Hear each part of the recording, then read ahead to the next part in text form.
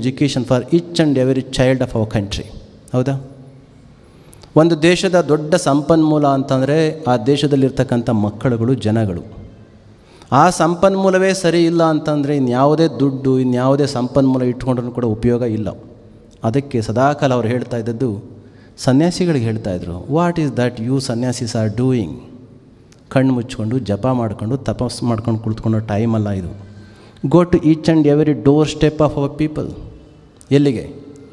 If those people are not going to come to receive our education, you have to go to their doorsteps.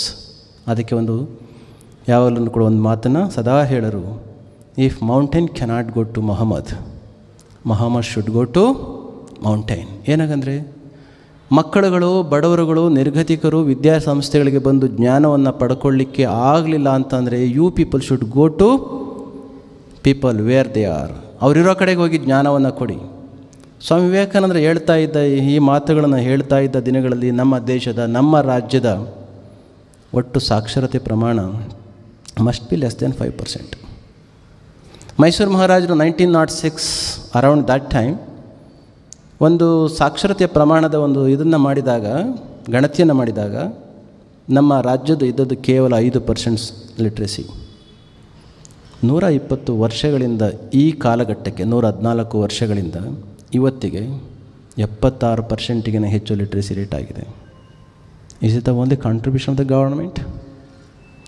ವಿವೇಕಾನಂದರು ಕೊಟ್ಟಂಥ ಕರೆಗೆ ಹೋಗೊಟ್ಟು ಮುಂದೆ ಬಂದಂಥ ಹಲವಾರು ಸಂಘ ಸಂಸ್ಥೆಗಳು, ಖಾಸಗಿ ಸಂಸ್ಥೆಗಳು, ಹಲವಾರು ನೂರಾರು ಶಿಕ್ಷಣ ಸಂಸ್ಥೆಗಳನ್ನು ಪ್ರಾರಂಭ ಮಾಡಿದರು.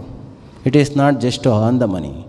Basic motto was to give the impart and to impart the education for the children.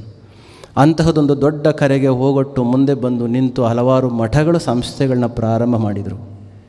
ಮಠಗಳಷ್ಟೇ ಮಾಡಿದರೆ ಸಾಕ, ನಮ್ಮ ಕರ್ತವ್ಯ ಏನು ಅಂತ ಸ್ವಲ್ಪ ಜಗತ್ತನ್ನು ನೋಡಿ, ಸಮಾಜವನ್ನು ತಿಳಿದು ತಾವು ಎಜುಕೇಟೆಡ್ಸ್ ಆಗಿ ನಮ್ಮಿಂದ ನನ್ನ ಸಂಸಾರದ ಹೊರತಾಗಿ ಸಮಾಜಕ್ಕೆ ಏನು ಕಾಣಿಕೆ, ಏನು ಕೊಡುಗೆ ಅಂತ ತಿಳಿದು ಸ್ವಲ್ಪ ಶಕ್ತಿಯನ್ನು ಹೆಚ್ಚಿಸಿಕೊಂಡು ಮೇಲೆ ಬಂದಂಥವರು ರಿಸ್ಕನ್ನು ತೆಗೆದುಕೊಂಡು ಸಂಸ್ಥೆಗಳನ್ನ ಪ್ರಾರಂಭ ಮಾಡಿದರು.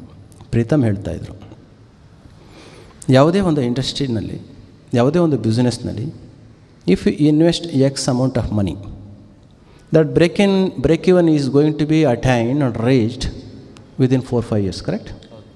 When it comes to education institutions, we too being part of that, you are very well aware, it may take more than 15 to 20 years. By the time you reach 20 years to reach the break even, ಅಷ್ಟೊತ್ತಿಗಾಗಲೇ ನಿಮ್ಮ building depreciation start ಆಗಿರ್ತದೆ, building repair start ಆಗಿರ್ತದೆ. ಅದನ್ನು ಅಲ್ಲಿ ತ್ಯಾಪೆ ಮುಚ್ಚಲಿಕ್ಕೆ ಹೋದರೆ ಇಲ್ಲಾಗಲೇ ಸಾಲ ಬೆಳೀತಾ ಇರ್ತದೆ. So many such problems would be there. ಅಷ್ಟೆಲ್ಲ ಸಮಸ್ಯೆಗಳನ್ನು ಕೂಡ ಮೈ ತುಂಬ ಒದ್ದುಕೊಂಡು, ಕಣ್ಣಿಗೆ ಕಾಣಬಾರ್ದು ಅಂತ ಮೈ ಮೇಲೆ ಒಂದು ಕೋಟ್ ಹಾಕ್ಕೊಂಡು, ಏನು ಹರಿದೋಗಿರೋ ಬಟ್ಟೆ ಒಳಗಡೆ ಕಾಣಬಾರ್ದು ಅಂತ ಮೇಲೊಂದು ಕೋಟನ್ನು ಒತ್ತುಕೊಂಡು ಸುಂದರವಾಗಿ ಕಾಣಿಸ್ತಾ ಇರ್ತಕ್ಕಂಥ ಎಲ್ಲ ಶಿಕ್ಷಣ ಸಂಸ್ಥೆ ಹೊತ್ತವೆಲ್ಲ ಇಲ್ಲಿ ಬಂದು ಕುಳಿತಿದ್ದೀರಿ. ನಿಮ್ಮ ಶಿಕ್ಷಣ ಕ್ಷೇತ್ರದ ಕೊಡುಗೆಗೆ ನಮ್ಮ ಕಾಣಿಕೆ. ಇವತ್ತು ವಿದ್ಯೆಯನ್ನು ಕೊಡ್ತಾ ಇದ್ದೇವೆ. What is the main purpose of education? ಸರಿ, so many definitions. Education is nothing but the manifestation of the divinity which is already within. We have heard about Vivekananda. Einstein said, education is nothing but which is going to be revealed from one's own personality when you forget the things which you learned inside the classrooms. ಹೌದಾ? ಕ್ಲಾಸ್ರೂಮ್ನಲ್ಲಿ ಕಲಿತು ಹೊರಗಡೆಗೆ ಬಂದು ಎಲ್ಲವನ್ನು ಮರೆತ ಮೇಲೂ ಕೂಡ ಎಸೆನ್ಸಿಯಲ್ಲಿ ಸಾರಭೂತವಾಗಿ ಯಾವ ವ್ಯಕ್ತಿಯಲ್ಲಿ ಏನೋ ಒಂದು ಉಳಿಯುತ್ತಲ್ಲ, ಅದು ವಿದ್ಯೆ ಅಂತ ಹೇಳಿದರು. ಹೀಗೆ ಹಲವಾರು ಡೆಫಿನೇಷನ್ಸ್ಗಳು ವಿದ್ಯೆಗೆ ಇದ್ದೇ ಇದೆ. ನೀವೆಲ್ಲರೂ ಕೂಡ ಚಿಕ್ಕ ವಯಸ್ಸಿನಲ್ಲಿದ್ದಾಗ ಡಿ ವಿ ಗುಂಡಪ್ಪನವರ ಒಂದು ಹಾಡನ್ನು ಕೇಳ್ತಾ ಬೆಳೆದಿದ್ದೇವೆ ಪಠ್ಯಗಳಲ್ಲಿ. ತುಂಬ ಉದ್ದನೇ ಆಗಿರ್ತಕ್ಕಂಥ ಸಾನೆಟ್ ಅದು, 14 ಸಾಲುಗಳಿರ್ಬೋದು. I don't know what exactly is that. But ಮೊದಲ 2-3 ಸಾಲುಗಳನ್ನ ನೋಡಿ. ವನಸುಮದೊಲೆನ್ನ ಜೀವನವು ಬರುತ್ತಲ್ಲ, ವನಸುಮದವಲು ವನಸುಮದೊಳು ಅಲ್ಲ, ವನಸುಮದ ಒಲು, ವನಸುಮದ ರೀತಿಯಲ್ಲಿ.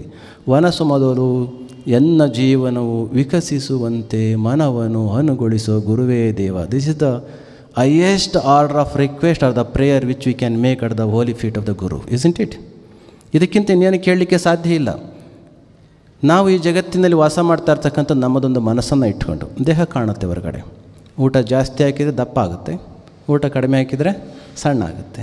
ಹೇರನ್ನ ಜಾಸ್ತಿ ಊದಿದರೆ ಬಲೂನ್ ದಪ್ಪ ಆಗುತ್ತೆ, ಊದಿ ಊದಿ ಇನ್ನೂ ಜಾಸ್ತಿ ಹಾಕಿದ್ರೆ ಹೊಡೆದೋಗ್ತದೆ. ಕಡಿಮೆ ಹಾಕಿದರೆ ಬಲೂನ್ ಕಡಿಮೆ ಆಗ್ತದೆ. ಏರ್ ತುಂಬ ಕಡಿಮೆ ಹಾಕಿದ್ರೆ ಅದು ಕೂಡ ಕಾಣ್ದಂಗೆ ಆಗ್ತದೆ. ಅದಕ್ಕೋಸ್ಕರ ಬುದ್ಧ ಹೇಳಿತ್ತು ಮಧ್ಯಮ ಮಾರ್ಗವನ್ನು ಅನುಸರಿಸಿ ಅಂತ. ಅದಕ್ಕೆ ಕುವೆಂಪು ಇವರು ಗುಂಡಪ್ಪನವ್ರು ಏನು ಹೇಳಿದರು, ವನ ಸುಮದ ಒಲು ಎನ್ನ ಜೀವನವು ವಿಕಸಿಸುವಂತೆ ಮನವನ್ನು ಅನುಗೊಳಿಸೋ ಗುರುವೇ ದೇವ. ಈ ಜಗತ್ತಿನ ದೇಹವನ್ನು ಮುಂದೆ ಇಟ್ಕೊಂಡು ಮನಸ್ಸನ್ನು ಒಳಗಡೆ ಇಟ್ಕೊಂಡು ಜೀವನ ಮಾಡಲಿಕ್ಕೆ ಅಂತ ಯಾತ್ರಿಕರಾಗಿ ನಾವು ಇಲ್ಲಿಗೆ ಬಂದಿದ್ದೇವೆ. ಹೊರಗಿನ ದೇಹವನ್ನು ಕಾಪಾಡಿಕೊಳ್ಳಿಕ್ಕೆ ಡಾಕ್ಟರ್ಸ್ ಏನೋ ಭಾಳಷ್ಟು ಟ್ರೀಟ್ಮೆಂಟ್ಸ್ನ ಕೊಡ್ತಾರೆ, ಸಜೆಷನ್ಸ್ನ ಕೊಡ್ತಾರೆ. ಆದರೆ ಬದುಕನ್ನು ನಡೆಸಲಿಕ್ಕಿರ್ತಕ್ಕಂಥ ಇಂಟರ್ನಲ್ ಆರ್ಗನ್ ಇದೆಯಲ್ಲ, ಯಾವುದು ಮನಸ್ಸು, ಆ ಮನಸ್ಸನ್ನು ಸರಿಯಾಗಿ ಯಾವ ವ್ಯಕ್ತಿ ಇಟ್ಕೊಳ್ತಾನೋ ಆ ಮನಸ್ಸಿನ ಸಂಸ್ಕಾರಕ್ಕೆ ಅನುಗುಣವಾದಂಥ ರೀತಿಯ ಬದುಕು ಎತ್ತರ ಬಿತ್ತರ ಜಗತ್ತೇನೊಬ್ಬ ವ್ಯಕ್ತಿಯದಾಗುತ್ತೆ. ವ್ಯಕ್ತಿಯಲ್ಲಿರ್ತಕ್ಕಂಥ ಭಿನ್ನತೆಯನ್ನು ನೋಡಬೇಕು ಅಂದರೆ ಹೊರಗಿರ್ತಕ್ಕಂಥ ದೇಹದ ಕಪ್ಪು ಬಿಳಿ ಬಣ್ಣವನ್ನು ನೋಡಲಿಕ್ಕೆ ಹೋಗಬೇಡಿ. ಕಪ್ಪು ಬಿಳಿಯ ಬಣ್ಣ ಒಂದೆರಡು ದಿನಗಳಿಗೆ ಸುಂದರವಾಗಿಯೋ ಅಥವಾ ಅಸಹ್ಯವಾಗಿಯೋ ಕಂಡದ್ದು ಅದು ವಯಸ್ಸವರ್ಸ ಆಗಲಿಕ್ಕೂ ಕೂಡ ಸಾಧ್ಯತೆ ಇದೆ. ಆದರೆ ಒಳಗಡೆ ಇರತಕ್ಕಂಥ ಮನಸ್ಸು ಇದೆಯಲ್ಲ, ಆ ಮನಸ್ಸಿಗೆ ಒಂದು ಸರಿಯಾದ ಸಂಸ್ಕಾರವನ್ನು ಕೊಟ್ಟದ್ದೇ ಆದರೆ ಅಂತಹ ವ್ಯಕ್ತಿ ತನ್ನ ಬದುಕಿನ ಹೊರತಾಗಿ ಕೂಡ ಸಮಾಜಕ್ಕೆ ಶಕ್ತಿ ಆಗ್ತಾನೆ. ಅದಕ್ಕೆ ನಿಜವಾದ ಪ್ರಾರ್ಥನೆಯನ್ನು ಏನು ಮಾಡಿದವರು, ಕಾಡಿನಲ್ಲಿರ್ತಕ್ಕಂಥ ಆ ಹೂವು ಅರಳಿ ಸೌರಭವನ್ನು ಸೂಸಿ ನಲವಿಂ ತಾನೆಲೆಯ ಪಿಂತಿರ್ದು ದೀನತೆಯ ತೋರಿ ಅಭಿಮಾನವ ಕೃತಕೃತ್ಯತೆಯ ಬರೆಯುವಂತೆ ಕವಿ ಹೇಳಿದ ಹಾಗೆ ಅಂತಹದೊಂದು ಮನಸ್ಸು ಜಡವಾಗಿದೆ. ಅದು ಮಲ್ಲಿಗೆಯ ರೀತಿಲಿ ಬೆಳ್ಳಗಲ್ಲ, ಸುಗಂಧಭರಿತವಾಗಿ. ಯಾಕೆಂದರೆ ಕಾಕಡವೂ ಕೂಡ ಬೆಳಗ್ಗೆ ಇರ್ತದೆ, ಆದರೆ ಅದಕ್ಕೆ ಸುವಾಸನೆ ಇಲ್ಲ. ಮಲ್ಲಿಗೆ ಅಂತಲೇ ಯಾಕೆ ಕರಿತೇವೆ ಅಂತ ಹೇಳಿದರೆ, ಜಾಸ್ಮಿನ್ ಯಾಕೆ ಮೆನ್ಷನ್ ಮಾಡ್ತೇವೆ ಅಂದರೆ ಅದು ಬಿಳಿಯಾಗಿದೆ, ಅರಳಿದೆ, ಅದರ ಜೊತೆಯಲ್ಲಿ ಪರಿಮಳವನ್ನು ಸೂಸುತ್ತೆ. ಅಂತಹದೊಂದು ಅರಳಿದ ಸಂದರ್ಭದಲ್ಲಿ ಪರಿಮಳವನ್ನು ಸೂಸುವ ರೀತಿಯ ನನ್ನ ಬದುಕು ಆಗಲಿ, ಅಂತಹದಕ್ಕೆ ನನ್ನ ಮನಸ್ಸನ್ನು ಅನುಗೊಳಿಸುವ ಗುರುವೇ ಅಂತ ಹೇಳಿ ಗುರುಗಳ ಪದತಲದಲ್ಲಿ ತಂದು ಶಿಷ್ಯ ತನ್ನ ತಲೆಯನ್ನು ಇಡ್ತಾನಲ್ಲ, ಶರಣಾಗತಿಯನ್ನು ಮಾಡ್ತಾನಲ್ಲ, ಅದಕ್ಕಿಂತ ದೊಡ್ಡ ಸಬ್ಮಿಷನ್ ಮತ್ತು ಸರೆಂಡರ್ನೆಸ್ ಯಾವುದೂ ಇಲ್ಲ.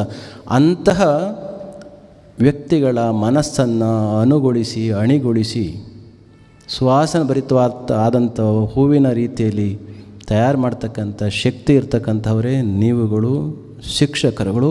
ಅವರ ಹೆಸರಿನಲ್ಲಿ ಸರ್ವಪಲ್ಲಿ ರಾಧಾಕೃಷ್ಣನ್ಗೆ ಕೇಳಿದರು, ನೀವು ರಾಷ್ಟ್ರಪತಿಗಳಾಗಿದ್ದೀರಿ, ಉಪರಾಷ್ಟ್ರಪತಿಗಳಾಗಿದ್ದಿರಿ, ರಾಯಭಾರಿಗಳಾಗಿದ್ದಿರಿ, ವೈಸ್ ಚಾನ್ಸಲರ್ ಆಗಿದ್ದಿರಿ, ಮೈಸೂರಿನಲ್ಲಿ ಫಿಲಾಸಫಿ ಪ್ರೊಫೆಸರ್ ಆಗಿದ್ರಿ, ಇಷ್ಟೆಲ್ಲ ಸಾಧನೆಯನ್ನು ಮಾಡಿದಂಥ ನಿಮ್ಮ ಹೆಸರಿನ ನಾವು ಬರ್ಡೇ ಮಾಡ್ತೇವೆ, ಪ್ಲೀಸ್ ಗಿವ್ ಅಸ್ ಪರ್ಮಿಷನ್. ಹೇಳಿ ಕೇಳಿ ಅವರು ಫಿಲಾಸಫರ್ಸ್, ಬದುಕಿನ ಇತಿಮಿತಿಯನ್ನು ತಿಳಿದಂತಹವರು, ಬದುಕಿನ ನಗ್ನತೆಯನ್ನು ಎಲ್ಲ ದಿಕ್ಕುಗಳಿಂದಲೂ ಕೂಡ ಅರ್ಥಂತಹವರು.